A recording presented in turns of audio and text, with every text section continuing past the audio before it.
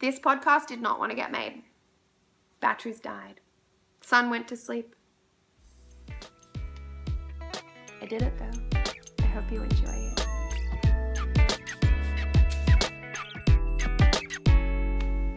Hi, and welcome back to my channel. My name is Kate, and this is the Milk Thistle podcast, the most sporadic podcast on YouTube.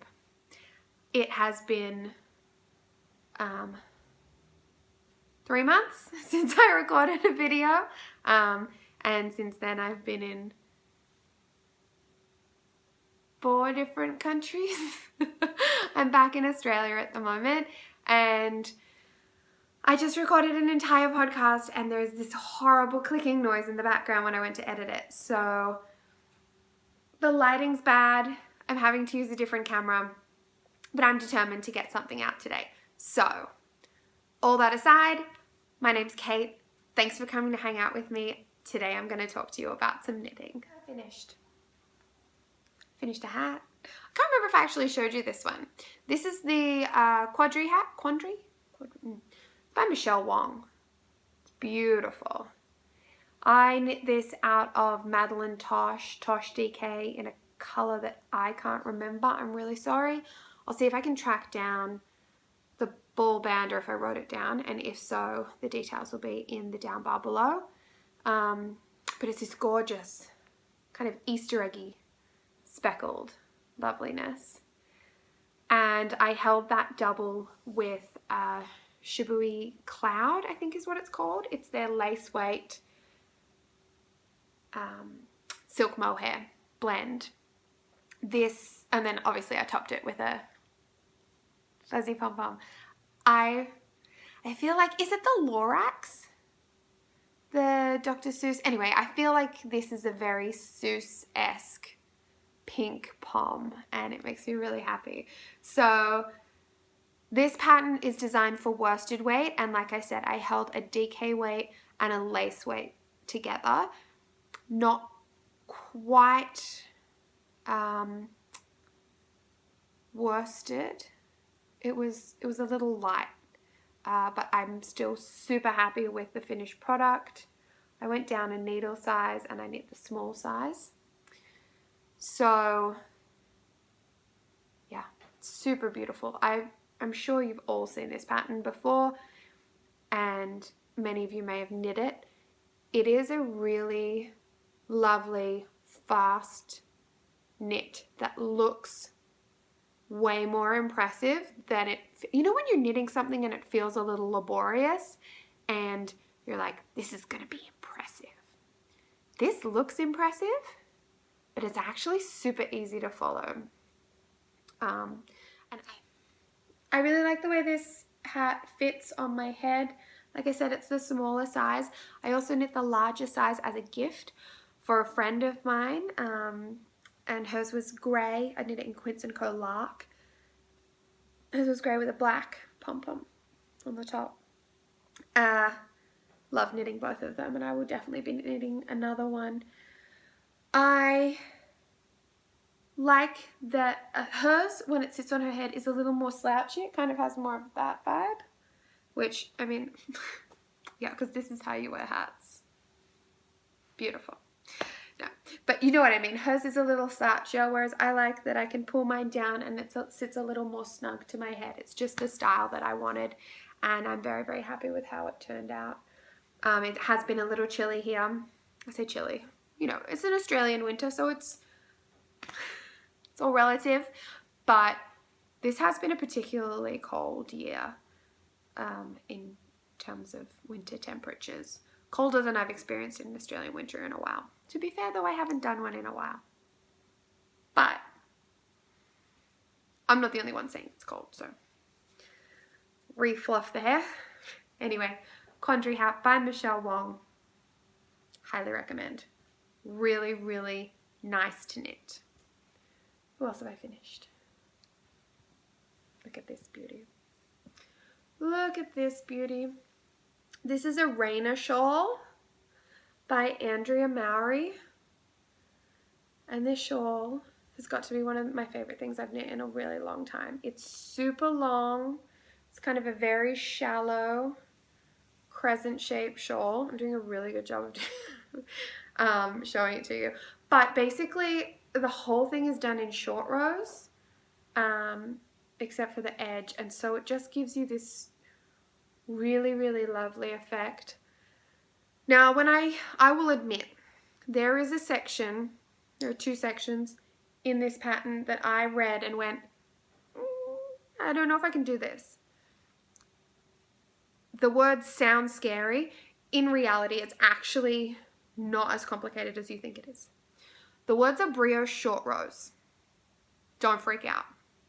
If you can brioche, you can do a brioche short row. It is far easier than doing going from a knit to a knit short row, where there are many different types and many different steps. I don't know if there are many different types of brioche short rows, but the one I did, super duper easy.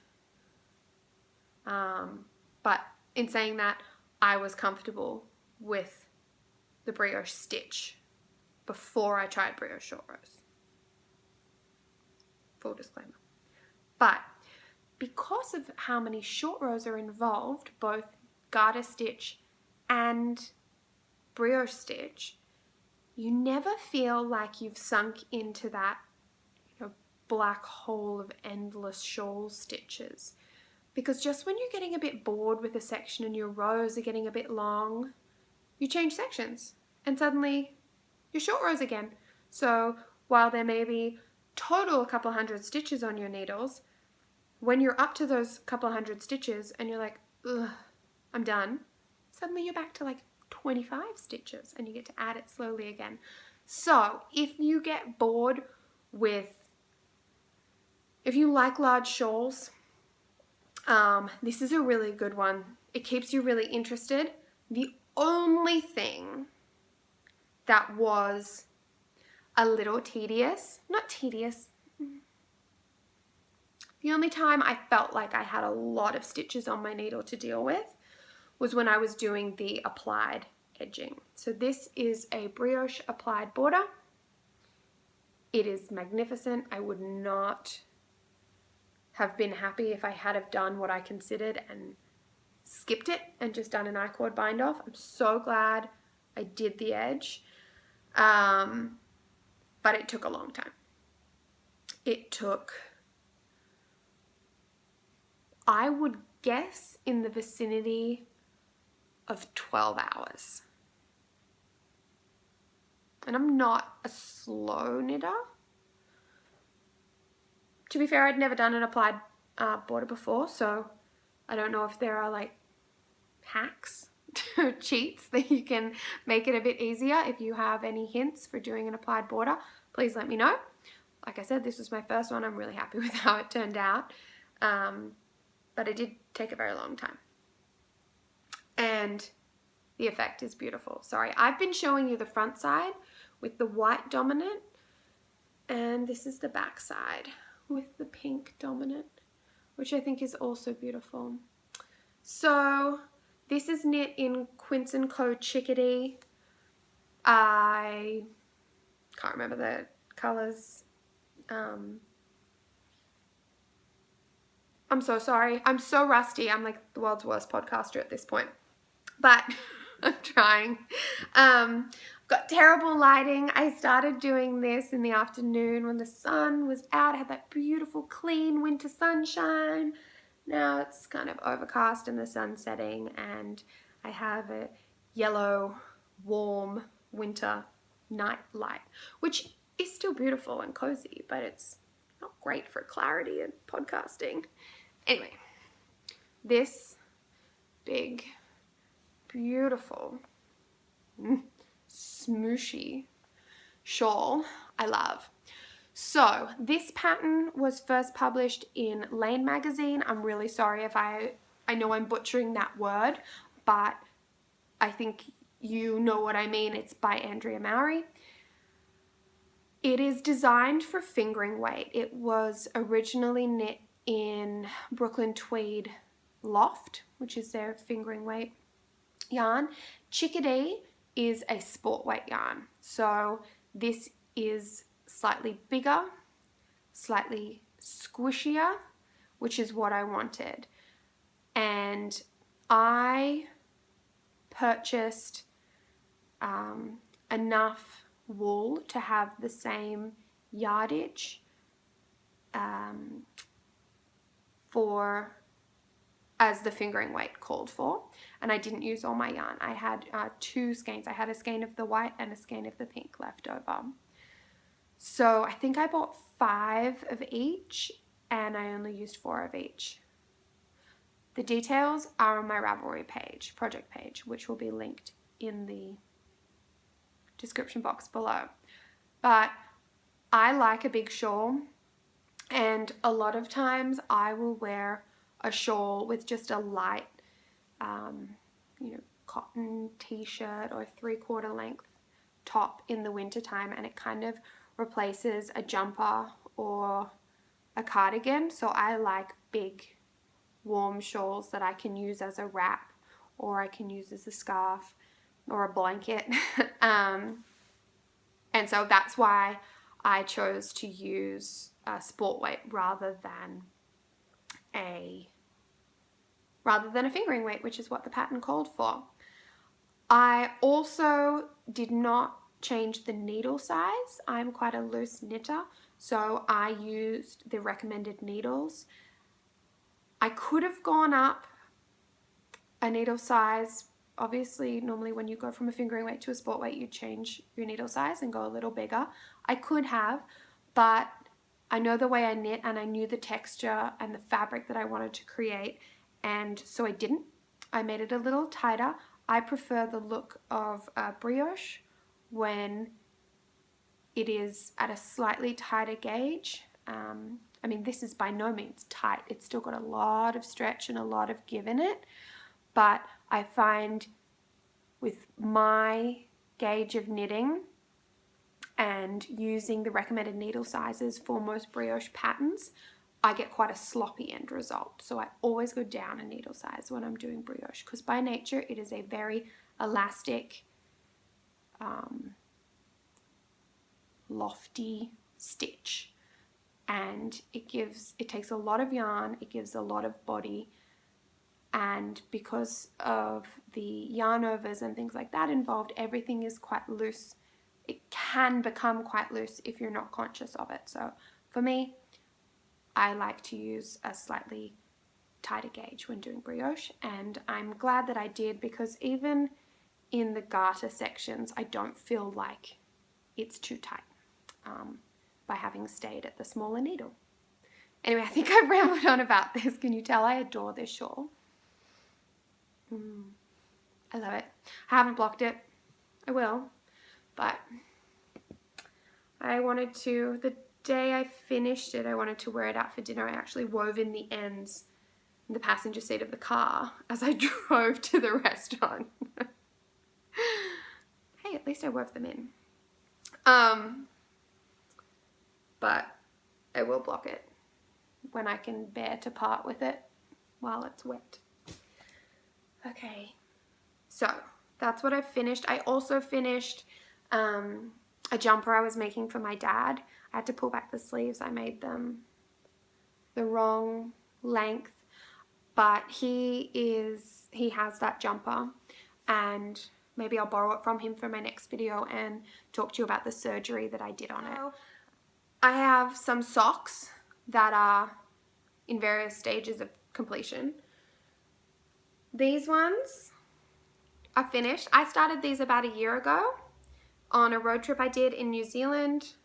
We were going just on a skiing trip, and I was in a very full car, and I spent the entire trip in the middle seat, the back, driving around. And I don't know if any of you are from New Zealand or been to New Zealand, but their roads are windy and narrow, and often like just dug into the side of cliff faces, especially when you're going skiing, and it's quite sketchy. So take your knitting. So anyway, so these were my road trip socks, and I don't know what happened. I put it down. So I made up this heel. It's a garter stitch short row heel, And I knit one sock on that trip, cuff down, 60 stitches, 2x2 rib on a 2mm needle, and then short row heel.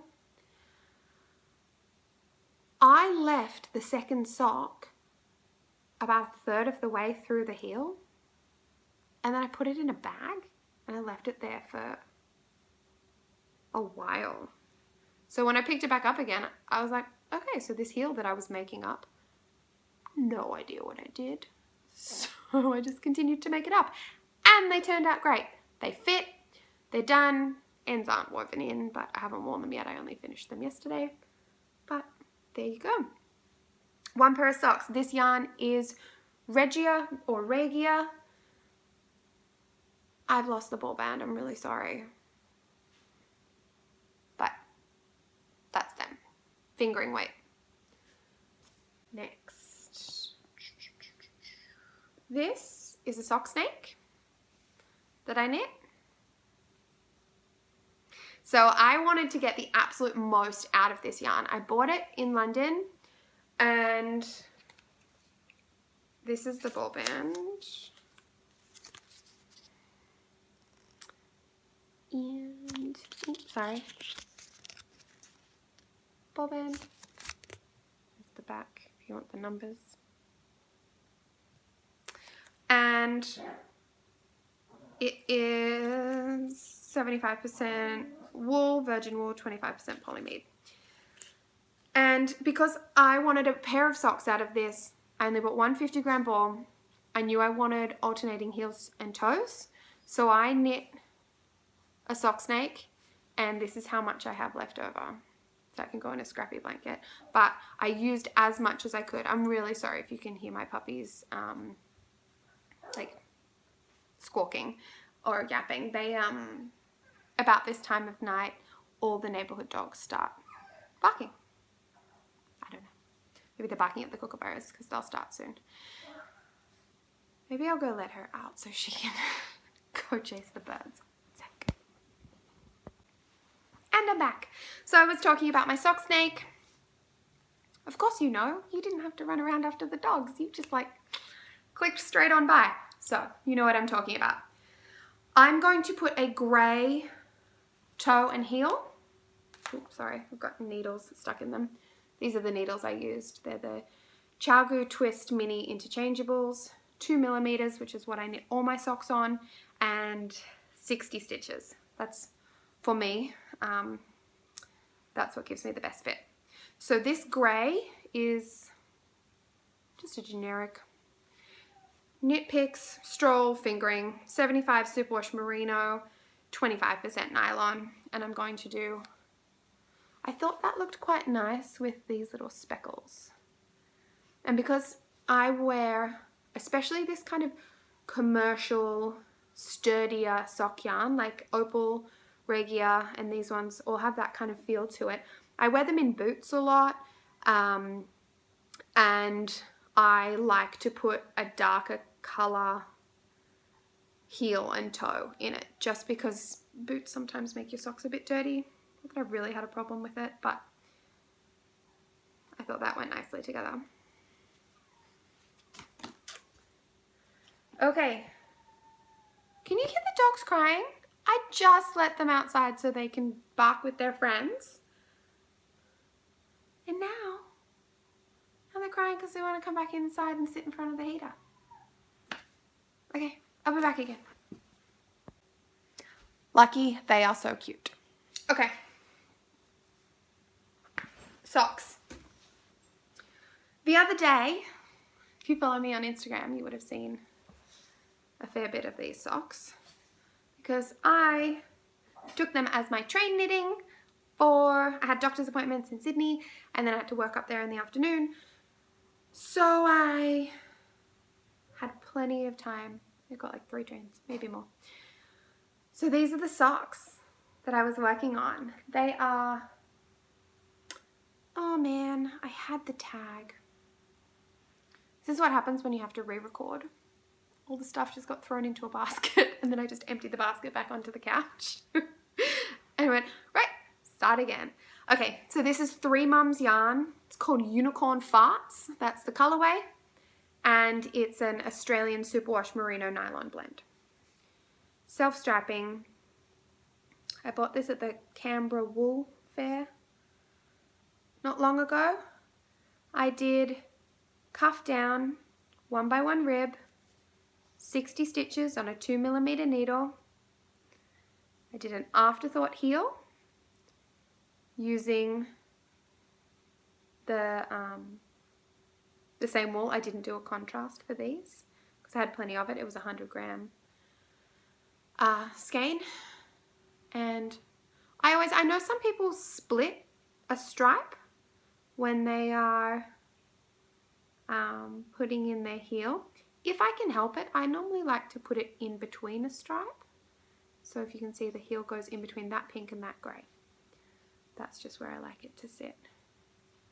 And I know it's not always possible, especially when you're doing an afterthought heel, because you kind of just have to go by how big your foot is.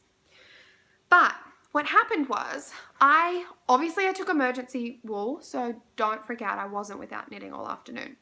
But I really underestimated how much knitting I'd get done. My first train was delayed, so I had like an extra half an hour knitting time before the train came, and then the doctor was running late, so I had waiting room knitting. You know, I had a lot of knitting time. So I didn't think I was going to finish the second sock. And I didn't pack like a full notions kit. I had a pair of scissors because I'd also taken some cross stitch with me, but I didn't have a darning needle. So what I did was, when you are in a pinch and you need to put some stitches on hold, you don't have a darning needle to Kitchener. You see what I've used? That is a bobby pin. Actually, it's 2. So each of the live stitches from the needle, I popped onto a bobby pin. I could have put them on the same bobby pin, but because I had more, because I had at least 4 of them, I felt like it would be easier to get them off if I put them on separate bobby pins. And I did the same thing for my, made a mess, for my afterthought heel as well. I did my cut in heel, and then I just put my stitches on hold on bobby pins.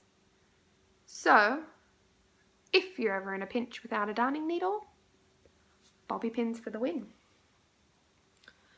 Sorry, gentlemen, if you don't have bobby pins, but you know, maybe if you're on a train or something, most women have a bobby pin hanging around somewhere, especially if they have this much hair.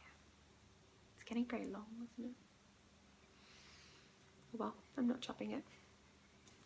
I like it. And then I broke into my emergency wool, which I've made a mess of. This is also Regia. It almost looks like a hand spun. It's very pretty. The greens aren't showing up quite as, there's a tealy green that's showing grey in this light, but it is a little more green in real life. And this is just, once again, a vanilla sock. 60 stitches, 2mm needles, 1x1 rib for the cuff, magic loop. These ones are on Addy lace circulars. But yeah, it's a pretty sock, isn't it? These kind of Regia, I don't know how you say it, opal style yarns are my favorite. They're so sturdy. I'm not precious about them, and they come in fun patterns. I really want to try, if anybody has any recommendations for sock yarn of a similar sturdiness that is non-superwash, and if it comes in fun patterns, all the better, but even if it just comes in white, I can always dye it myself, that's fine. But if you have any recommendations for non-superwash sock yarn, would you mind leaving a comment below for me? Point me in the right direction, that would be much appreciated. Anyway, that is my current sock whip. I still have more. Don't worry.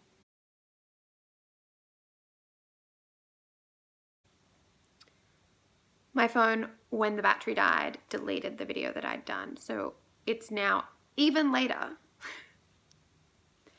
Anyway, this is all over the show. And my next clip doesn't really make sense without me explaining what's in this bag. So this is my blue Fringe Supply Co. field bag. My cute little Clever Clove enamel pin there. And I'm talking in the next clip about this jumper. This is a Zweig pullover by Caitlin Hunter. This color here is Hedgehog Fibers Teacup in their sock. And this is Domiva by Junk Yarn. And that is also a 75-25 sock yarn. 75% superwash merino, 25% nylon. And if you are a long-time viewer, you will know that my mum and I are knitting a collection of Zweigs together. So we will have 3 in total by the end. I have knit the yokes. So I knit them until you separate for the sleeves, and then mum's knitting the sleeves and the bodies. And this was the 3rd yoke that I knit, but this will be the 2nd one that gets completed because my mum's already finished the body of one, and that was hers, so she's already wearing that. And then this one will be mine, and then she'll finish her 3rd one. So hopefully this little interlude of Kate from the future will make the sequence of my videos make a little more sense. Okay, back to the past. I don't know.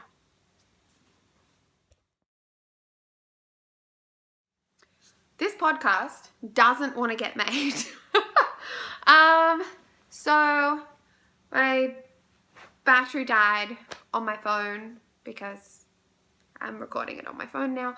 The light is even worse. The sun is going down. We can do this. My angle's a bit funny. Is that a bit better? Okay.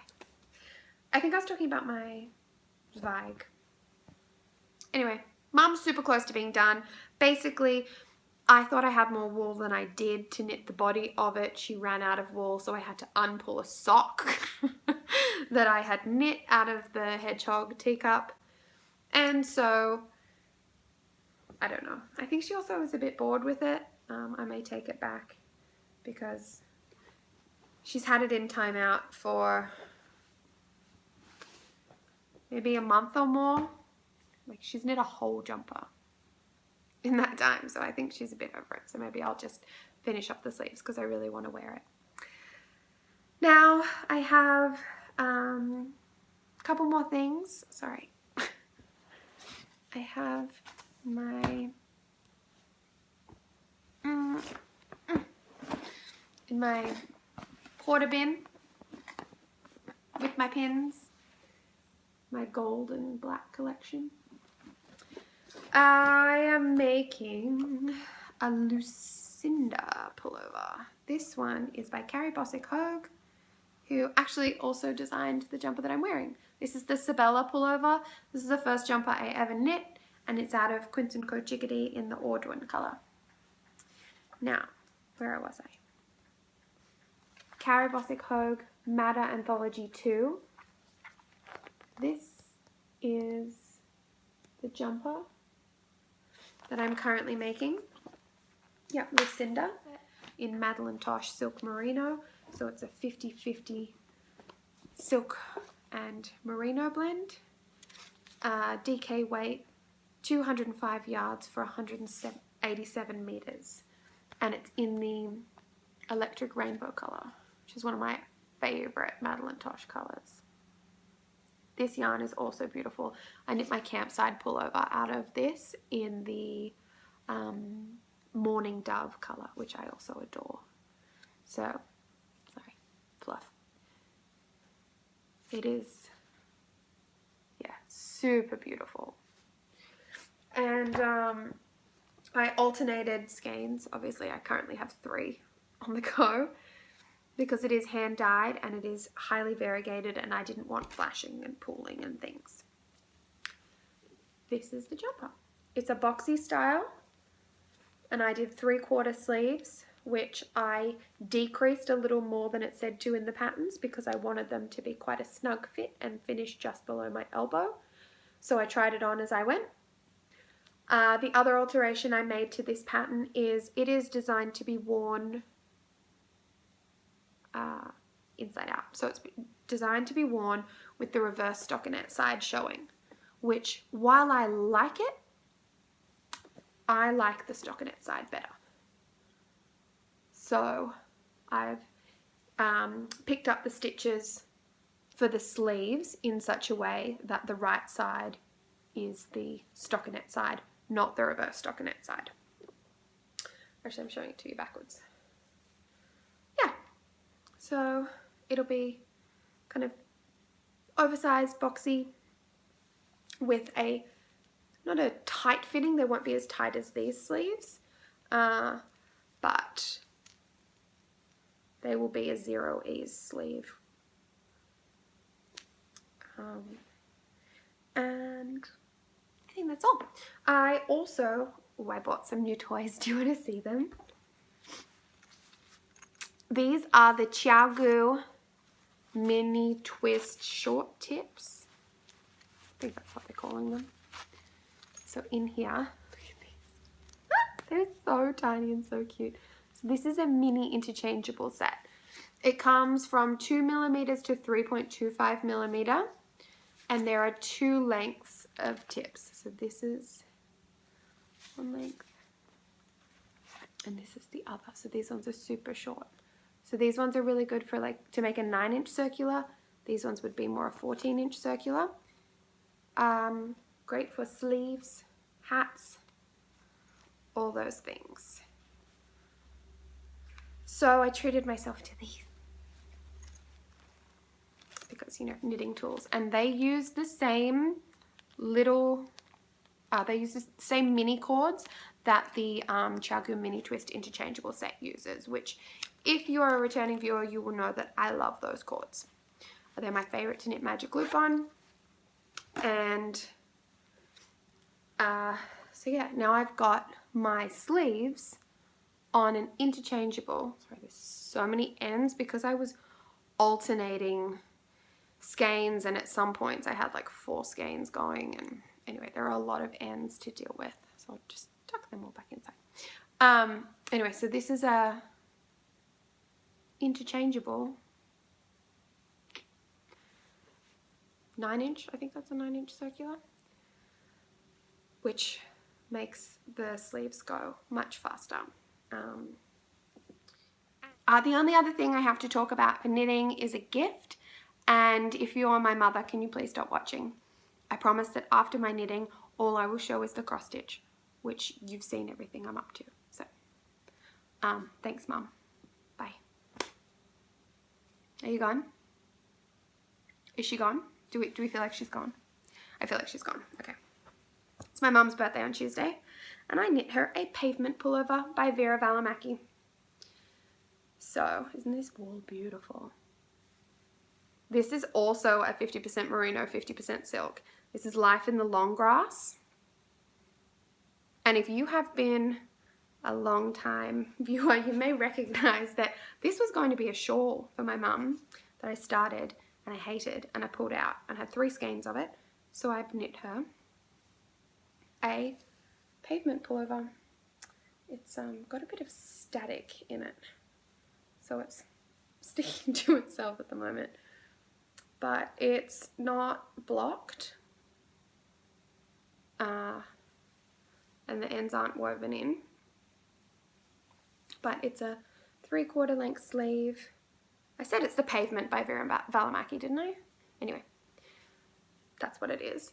I tried this on this morning because I finished the sleeves for this yesterday, and I love it. I have the yarn to cast on my own, and as soon as I finish the sleeves on my Lucinda pullover that I just showed you, I'm going to cast one of these on because it is, I feel like it would be a very, very versatile garment to wear. It's got this lovely curved hem, front and back, with just garter bump details.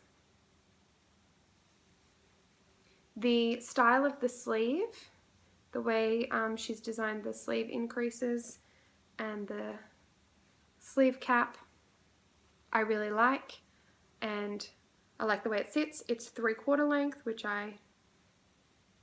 fluffy. Basically, I just really, really like this. I can see why there was such a craze for this pattern and so many people knit multiples of it. This jumper I started about probably 8 or 9 months ago, and I literally had one sleeve left to do. So about where my Lucinda was up to, that's what I had left to do of this when I picked it up yesterday. And I don't know what happened when I put it into its hibernation bag, but I didn't put the pattern in with it, and so I didn't have any notes. And while I could guess the needles I used, for some reason I didn't pack the notes away with the project. I just put the yarn and the project, and the stitches were on hold. Who knows? Who knows? I'd taken the needles off it as well. Luckily, whenever I knit a project, I throw a little notebook about this size. I've got 4 of them here because these were the 4 that are full and are currently in my little library of notebooks. I don't know if they're all completely full, but they're basically full. And when I am working on a project, this is where I scribble my notes. Because I don't always print pattern.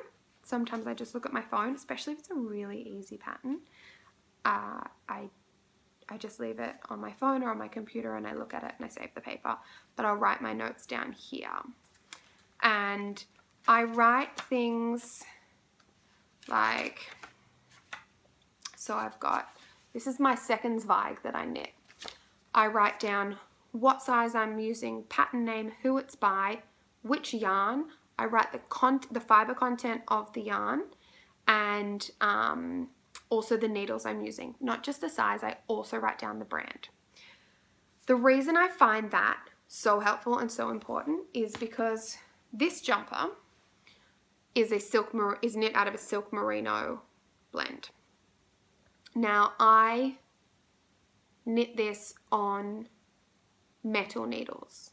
If I had knit it on, say, my carbons needles or bamboo needles, because of the slipperiness of the yarn and the combination of that and the slipperiness of the needles, my gauge would be very different if I had have used a bamboo needle compared to a metal needle.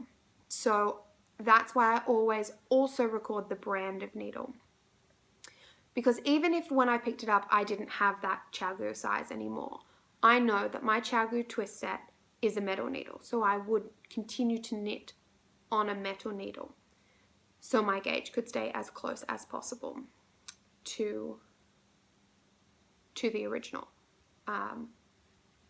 Anyway, all that is to say, these tiny little notebooks save my tush a lot of the time.